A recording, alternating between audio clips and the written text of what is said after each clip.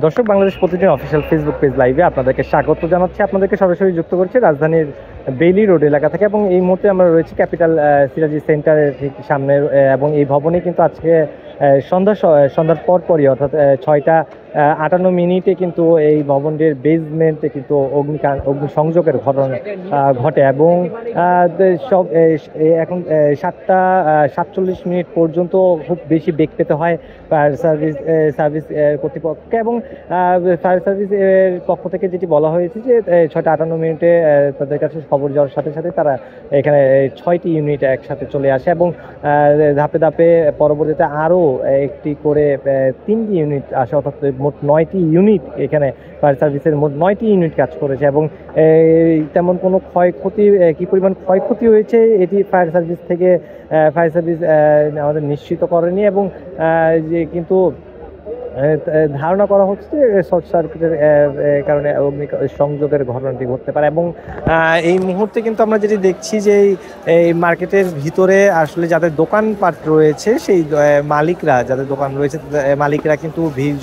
জমিয়েছে, এবং তারা আসলে ভিতরে যাওয়ার জন্য কিন্তু অনেক উদ্গ্রীব হয়ে আছে। অনেকের দোকান ক্যাশ খোলা ছিল, পানি দেওয়া হয়েছে, এবং এক ধরনের ভয়ঙ্কর একটি পরিস্থিতি তৈরি হওয়ার কারণে মূলত যেভাবেই পেরেছে বের হয়ে গিয়েছে, এবং তারা আসলে তাদের দোকানের যে সেফটি যে টাকাগুলো রেখে এসেছিল সেই টাকাগুলো দেখভালের জন্য তারা আসলে প্রবেশ করতে চাচ্ছে। এবং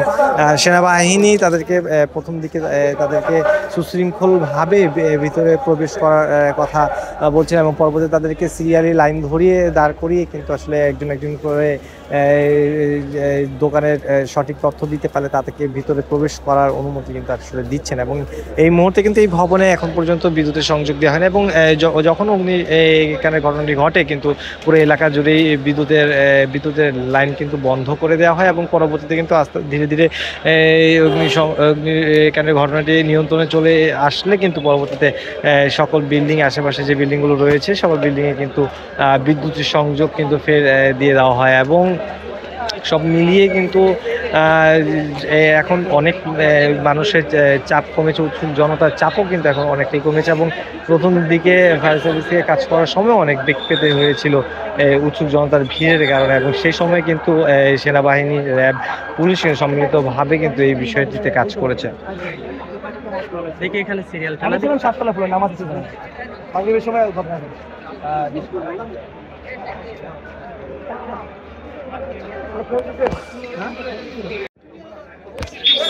এছাড়াও কিন্তু দর্শক মোট ফায়ার সার্ভিসের কর্তৃপক্ষ কিন্তু সব মিলিয়ে কিন্তু মোট 18 জনকে উদ্ধার করেছে, এবং সেখানে 9 জন নারী, 7 জন পুরুষ সহ কিন্তু 2 জন শিশু সন্তানও কিন্তু ছিল। অর্থাৎ সব মিলিয়ে এর পূর্বেও তারা 3 জনকে উদ্ধার করেছে, অর্থাৎ সব মিলিয়ে মোট 18 জনের মতো কিন্তু জীবিত উদ্ধার করতে সক্ষম হয়েছে ফায়ার সার্ভিস, এবং কোনো ধরনের হতাহতের ঘটনা কিন্তু ঘটনা, এবং এই ধরনের হতাহতের কোনো খবর কিন্তু এখনো পর্যন্ত